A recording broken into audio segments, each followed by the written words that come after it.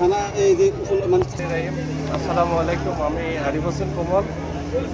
স্বর্ণমন্দির থানার প্রায় স্বাধীনতার 54 বছর পরে সম্মেলন হতে যাচ্ছে এবং আনন্দঘন মুহূর্ত।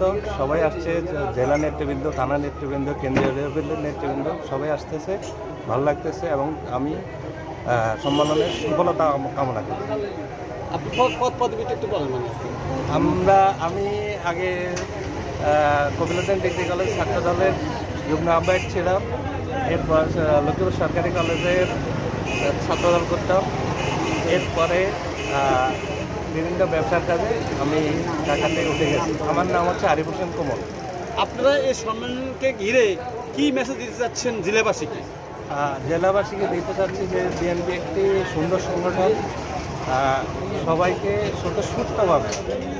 সুন্দরভাবে নির্বাচন করার জন্য, ভোট দেওয়ার জন্য, যার যার আস্থা থেকে যে যাকে ভালো লাগে তাকে ভোট দেওয়ার জন্য।